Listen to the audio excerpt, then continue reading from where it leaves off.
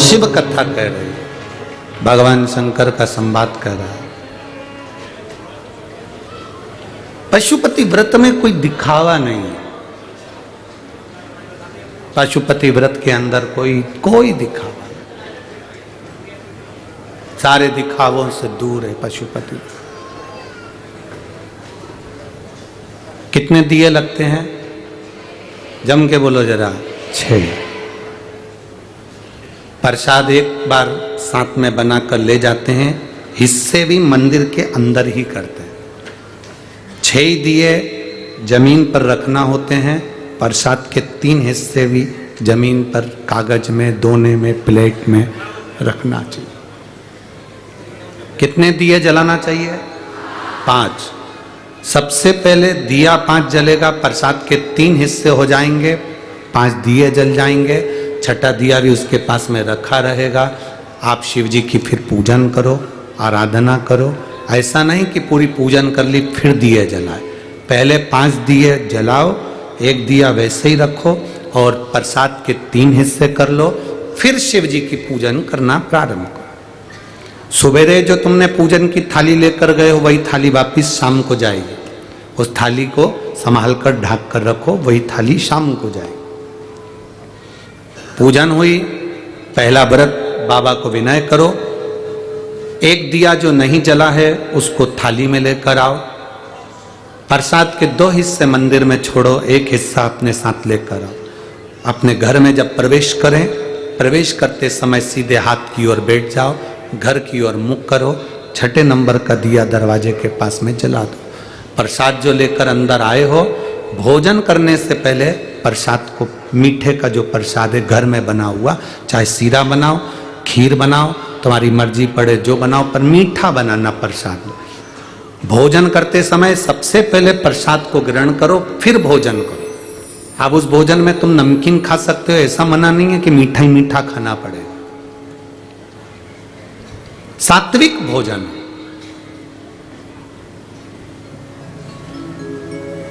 जो प्रसाद लेकर आए उस प्रसाद में से किसी को हिस्सा नहीं देना। कढ़ाई में, भगोनी में जो तुमने प्रसाद बनाया था ले जाने के लिए, उसमें भी आधा नहीं छूटना चाहिए। प्रसाद उतना ही बनना चाहिए जितना मंदिर जाएगा।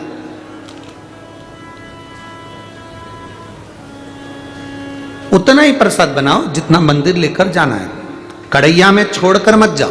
पूरा खीर ज्यादा बन गई है तो उतनी लेकर जाना पड़ेगी, हलवा ज्यादा बन गया तो पूरा लेकर जाना पड़ेगा। अगर वहां आधा छूट गए, आधा तुम लेकर जा रहे हो, तो प्रसाद के 2 हिस्से तो वहीं पर हो गए, फिर भगवान उसको स्वीकार नहीं करते। क्योंकि अगर कढ़ैया में छोड़ दिया, भगोनी में छोड़ दिया, तो आधा आधा हिस्सा तो वैसे ही हो। उसको लेकर जाओ पूरा, वहां पर 3 हिस्से करो, 2 हिस्से बाबा को दो, 1 हिस्सा। 5वां व्रत जब आए, एक श्रीफल भेंट बाबा को समर्पित कर कर 108 चावल के दाने, मूंग का दाना, जो तुम चढ़ा सकते हो, बेलपत्र हो, फूल की पंखड़ी हो, जो बाबा को दे सकते हो वो दो। बाबा से विनती करो, आज मेरा व्रत पूर्ण हो रहा है, आप इसे स्वीकार करो। दिखावे से कोई व्रत नहीं होता। एकादशी का व्रत तुम करो और पूरे घर के लोगों को भूखा मार दो तो वो एकादशी का व्रत नहीं कहलाएगा। सोमवार का व्रत तुम करो और पूरे घर के लोगों को तुम सोमवार का व्रत करा दो, अर्थात भूखा रख दो, तो वो सोमवार का व्रत नहीं है। करवा चौथ का व्रत तुम्हारा और पति को भूखा रख दिया रात भर, तो क्या मतलब है सब व्रत करने से? और तुम लोग कह देती हो हम उनको दुखी नहीं देख सकते, हम उनको तकलीफ में नहीं देख सकते, हम उनको बीमारी में नहीं देख सकते, तो हम उन्हें खाता हुआ कैसे देख सकते? व्रत तुम्हारा है, तुम रखो, उसको अच्छे से खाने दो। भगवत भजन करना, स्मरण करना, दिखावे से दूर हो जाओ। जितना तुम दिखावे से दूर रहोगे उतनी अपनी जिंदगी का सुख पाओ, उतना सुख पाओ। और तेरी कृपा बिना ना हिले एक भी अणु, लेते हैं श्वास तेरी कृपा से अनु।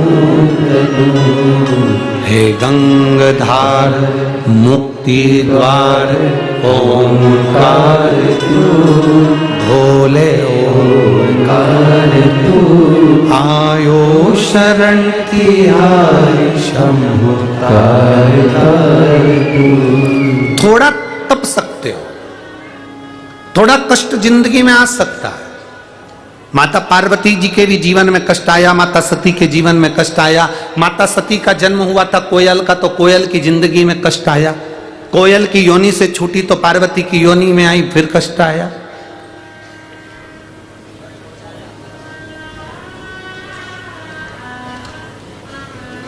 भाई, कच्चा सीरा तुम नहीं खा सकती, खा सकती हो? कच्चे चावल बोलो तो जम के, तुमने पकाया, कच्चा रह गया। कच्चा रह गया तो तुम क्या करती हो? वापस पानी डालती हो, फिर गैस पे चढ़ा देती हो। पकाना है उसको, कच्चा है। सब्जी कच्ची रह जाएगी तो खा लोगे? पूरन पोली बना रहे हो, उसमें जो तुमने पूरन बनाया वो चने की दाल कच्ची रह गई तो पूरन बन जाएगा? सांबर बनाया, सांबर में जो फली डाली वो फली कच्ची रह गई और तुम मुंह में ले तो अच्छा लगेगा? पक्का होना चाहिए। सीरा बनाया, आटा सेका, रवा सेका, सूजी सेकी और वो मालूम पड़े कच्चा रह गया तो तुम पाओगे क्या? नहीं। कच्चा चावल नहीं खा सकते, तुम्हें अच्छा नहीं लगता। कच्ची सब्जी अच्छी नहीं लगती, कच्ची रोटी अच्छी नहीं लगती, कच्ची पूड़ी अच्छी नहीं लगती, तो कच्चा भक्त भी भगवान को अच्छा नहीं लगता। उसको पका चाहिए, पका।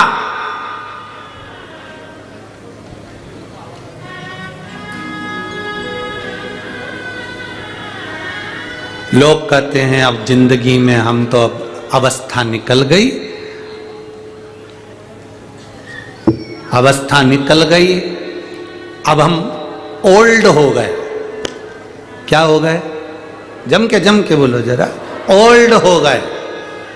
शिव महापुराण की कथा कहती है, कभी अपने मुख से मत कहो कि मैं ओल्ड हो गया, बल्कि ये कहो ये दुनिया की भट्टी में तप तप कर मैं गोल्ड हो गया।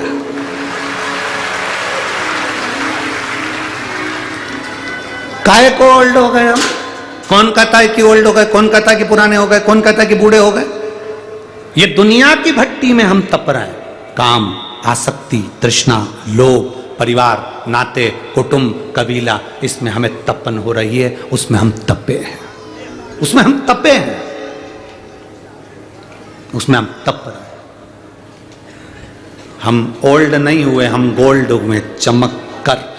बुजुर्गों को कभी भी यह मत समझना कि वो ओल्ड हो गए, बल्कि बुजुर्गों को ये समझो कि वो तप तप कर गोल्ड हो गए। उनके बराबर कोई नहीं हो सकता, कोई नहीं हो सकता। बच्चा बोलता है तो माता पिता को अच्छा लगता है। बोलो सही है कि गलत है? छोटा सा बच्चा बोलेगा नहीं तो माँ बाप को अच्छा नहीं लगता। कई पत्र आते हैं मेरा बच्चा नहीं बोलता, कोई कहता मेरा बच्चा नहीं बोलता। हम कहते हैं बच्चा बोलता है तो माता पिता को अच्छा लगता है। समय चला गया, बच्चा बड़ा हो गया, शादी हो गई, अब माता पिता बोलते हैं तो बच्चों को अच्छा नहीं लगता है। समय बदल गया, समय परिवर्तित हो गया, समय बदला।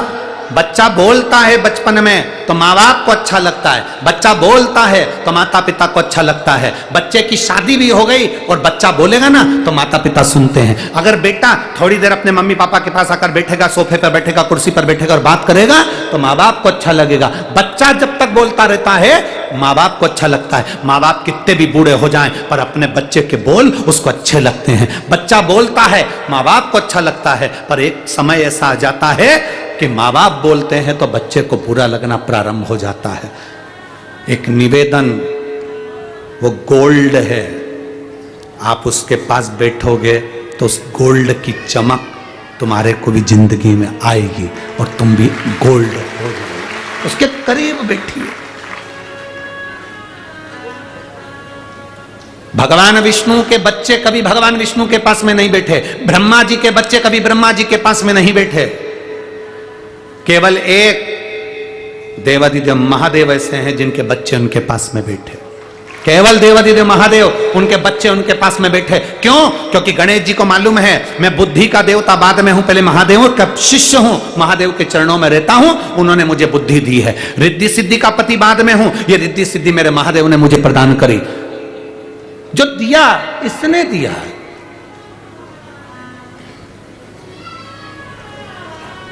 जो मिला इसी से प्राप्त हुआ। समुद्र मंथन में 5 गाय निकली थी। कितनी गाय निकली थी? 5। समुद्र मंथन में 5 गाय निकली थी। सुशीला, सुरभि, बहुला, ये सब 5 गायों का स्मरण आता। उसमें एक गाय थी बहुला। बहुला गाय का लड़का था मनोरथ। बहुला गाय का बेटे का नाम क्या है? जम के बोलो जरा, जम के।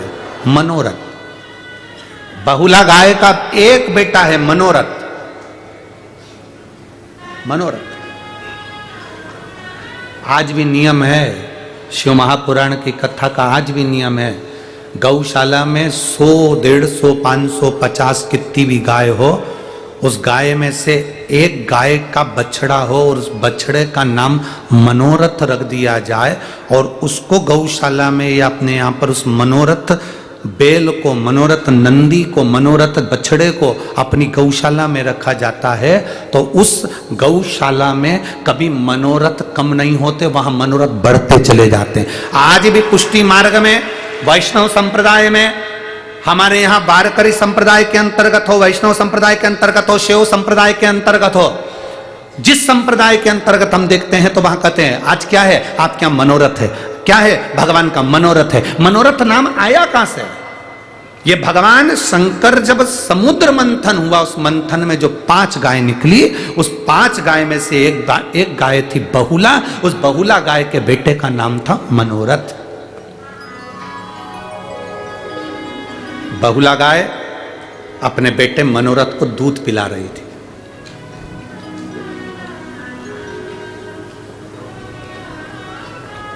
जब बहुला गाय अपने बेटे मनोरथ को दूध पिला रही है, मनोरथ दूध पीते पीते उसके मुख पर फेन आ गया। बछड़ा जब दूध पीता है तो उसके दोनों मुख के साइड में फेन आ गया। फेन आया और वो फेन हवा में उड़ा, देवादिदेव महादेव जहां बैठे थे उनके ऊपर जाकर गिरा। शिव जी पर जैसी फेन गिरा तो शंकर भगवान क्रोधित हो गए। क्रोधित होकर वो मनोरथ को उन्होंने देखा, उसको दंड देने के लिए भगवान शिव आने लगे तो बहुला गाय के मन में आया कि मेरा पुत्र को शिव दंड दे देंगे, करूं क्या मैं?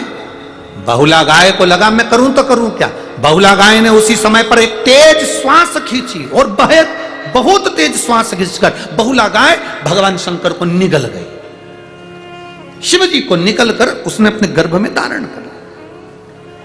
हाहाकार मच गया चारों तरफ, शिव नहीं, शिव नहीं, शिव नहीं, चारों तरफ हाहाकार मच गया। सब भगवान शंकर को ढूंढने लगे, शिव नहीं मिल रहा है, शंकर नहीं मिल रहा है। किसी ने माता पार्वती जी से पूछ लिया, मां आपने क्या बाबा को देखा? देवादिदेव महादेव को कहीं देखा? पार्वती जी जानती हैं एक मां की दशा क्या होती है। एक मां की दशा क्या होती है पार्वती जी जानती है।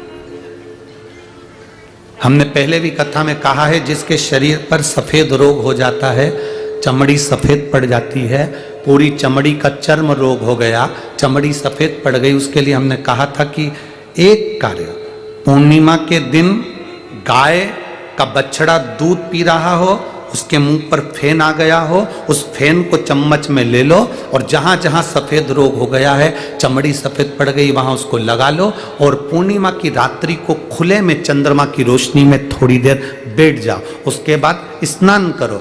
4-5 पूर्णिमा आपने लगातार कर लिया, 5 पूर्णिमा के बाद आपका शरीर की जो चमड़ी सही थी वैसी की वैसी चर्म होता चले जाता है, वो रोग समाप्त हो जाता है,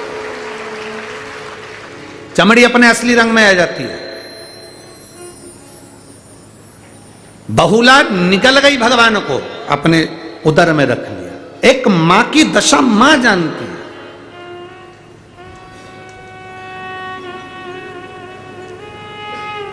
शिव जी को 2 माताओं ने निगला है। भगवान शंकर को 2 माता निकल गई थी। देवाधिदेव महादेव को दो माताएं निकली हैं। एक अभी आपको नाम बताया, क्या नाम था? जम के बोलो जरा, जम के। बहुला गाय, गौ माता।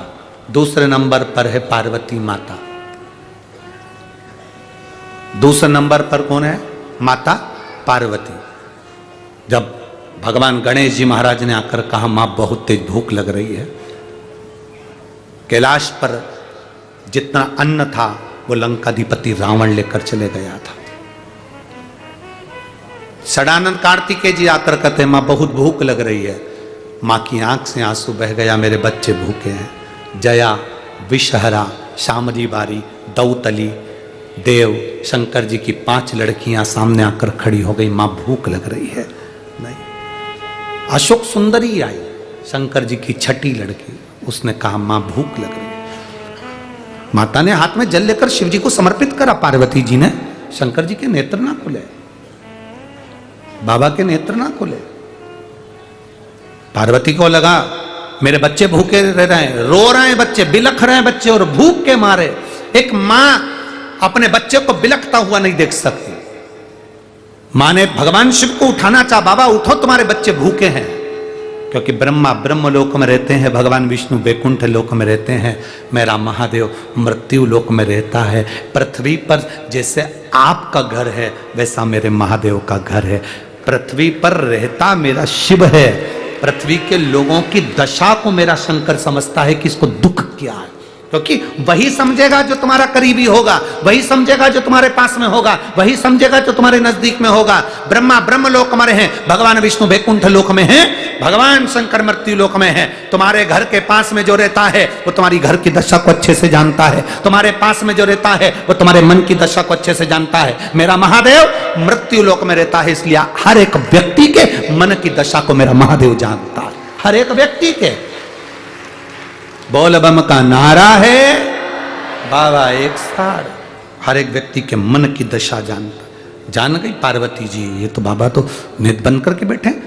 अगर मेरे स्तनों में दूध आता तो मैं अपने बच्चों को पिलाकर पेट भर देती, पर मेरे स्तनों में दूध नहीं आ रहा, अब करूं क्या? पार्वती जी ने शिव जी को उठाया, निगल गई, माता के स्तनों से दूध बहना प्रारंभ हो गया। पार्वती मैया के जब स्तनों से दूध बहना प्रारंभ हुआ तो गणेश, षडानंद कार्तिकेय, जया, विषहरा, शामली बारी, दौतली, देव, अशोक सुंदरी सब ने पिया। अब हाहाकार मचा, जैसे गौ माता निकल गई थी, बहुला शिवजी को हाहाकार मच गया, वैसे ही पार्वती निकल गई तो हाहाकार मच गया। शिव नहीं दिख रहे, भगवान शंकर ना जाने कहां चले गए, ढूंढा, कौन बताए? तब माता लक्ष्मी और ब्रह्माणी ने कहा शिव जी को, तो पार्वती जी निकल गई, स्तुति करी। माता पार्वती से कहा आप प्रकट करो शिव जी को। माता ने अपनी नासिका से धुएं के रूप में शंकर भगवान को प्रकट करा। शिव जी का नाम ध्रुमवान हो गया, पार्वती का नाम ध्रुमावती माता हो गया। माता पार्वती ध्रुमावती बन गई, ध्रुमावती माता बनकर बैठ गई। भारत की भूमि पर केवल 2 ही मंदिर है माता ध्रुमावती के हैं, एक जबलपुर के पास में, एक दतिया में, जहां ध्रुमावती माता बैठी। सारे भारत की भूमि पर सारी देवियों को सुहाग की सामग्री चढ़ती है, मांग में सिंदूर, मंगलसूत्र, चूड़ी, लाल चूनर सब चढ़ती है, पर ध्रुमावती माता अपने पति को निगल गई थी, इसलिए उनको सुहाग सामग्री नहीं चढ़ती। वो बिल्कुल मांग में उनके सिंदूर नहीं, पाँव में बिछुड़ी नहीं, पाँव में पायल नहीं, इसलिए स्त्रियों को वो दर्शन नहीं करने देते हैं। सौभाग्यवती नारियों को दर्शन नहीं करा जाता। ध्रुमावती बन, बहुला गाय निकल गई भगवान को, हाहाकार मच गया, अरे शिव कहाँ है? ढूंढा, बहुला गाय भगवान शिव को निकल गई है। बहुला, हाँ, स्तुति करी सारे देवताओं ने, माँ प्रकट करिए शिव जी को। माँ कहती है पहले शंकर मुझे वचन दे तो मैं शिव को प्रकट करूं। आप लोग कहते होगे बच्चा जब गर्भ से जन्म लेता है तो उसकी दोनों मुष्टिकाएं बंद होती है, बोलो होती कि ना होती? बच्चा जब जन्म लेता है उसकी दोनों मुष्टिकाएं बंद होती है, क्यों? क्योंकि बहुला गाय ने भगवान शंकर से अपने गर्भ के अंदर संकल्प लिया था। उस दिन से आज तक गर्भ में जो बच्चा होता है वो गर्भ में संकल्प लेता है। बहुला गाय ने संकल्प लिया था कि शिव प्रकट होंगे तो मेरे बेटे को नहीं मारेंगे या मेरे बेटे को कोई क्षति ना होगी। शिव ने संकल्प दिया था। उसी तरह हमारे गर्भ में जब माता के गर्भ में जब बच्चा होता है वो भीतर संकल्प लेता है कि मैं मृत्यु लोक में जन्म लूंगा तो भगवान का भजन करूंगा, स्मरण करूंगा। पर मुष्टिका बांध कर संकल्प लिया जाता है कि भजन करूंगा, भजन करूंगा, भजन करूंगा, भजन करूंगा। पैदा होते सही में तो भोजन करूंगा, भोजन करूंगा, भोजन करूंगा।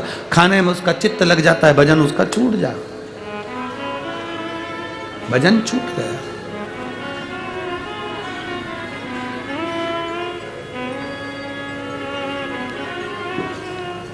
महाराज प्रकट हो गए शिव। लोग कहते हैं शंकर भगवान और नंदी में क्या अंतर है? कोई अंतर नहीं है। शिव का एक स्वरूप गाय के उदर से प्रकट होकर नंदीश्वर के रूप में प्रकटा है, वही शिव है। लोग कहते हैं हम शंकर भगवान को कुछ बात कहना हो तो किससे कहें? नंदी के कान में हमने कहा, शिव ने स्वीकार कर लिया, क्योंकि नंदी शिव का ही एक स्वरूप है, गौ माता के उदर से ही प्रकट हो गया।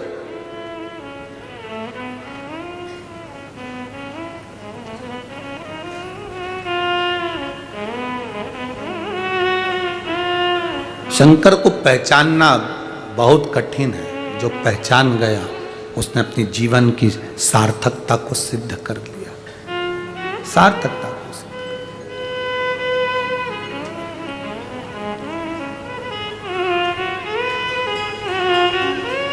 शंभो शरणे पड़ी मांगो घड़ी रे घड़ी, दुख काटो दया करी दर्शन आपको। सिद्धता है उसका स्वरूप, एक आनंदता देता है। भाव से उसको भजाएगा। मुझे तेरा ही सहारा है मेरे भोले,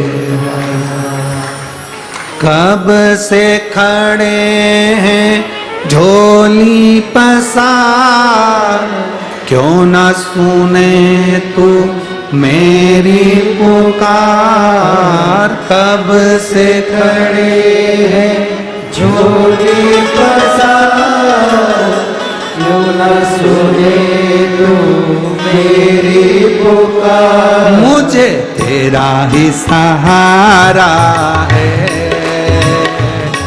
मेरे भोले बाबा, मुझे तेरा ही सहारा है मेरे भोले बाबा।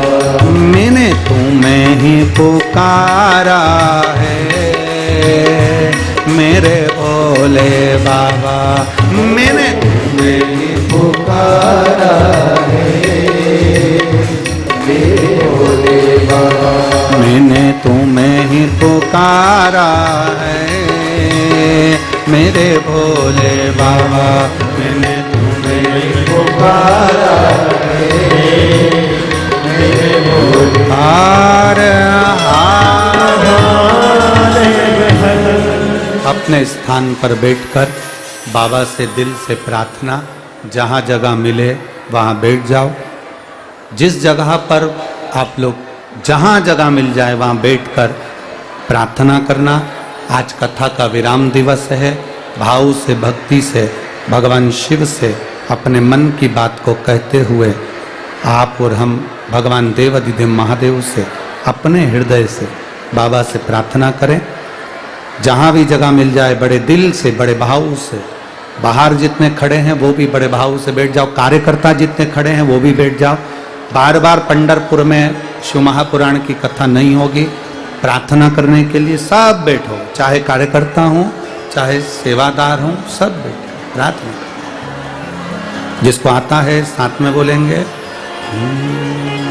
श्री शिवाय नमस्तुभ्यं, श्री शिवाय नमस्तुभ्यं, श्री शिवाय नमस्तुभ्यं, श्री शिवाय नमस्तुभ्यं। नमस्तुभ्यं श्री शिवाय नमस्तुभ्यं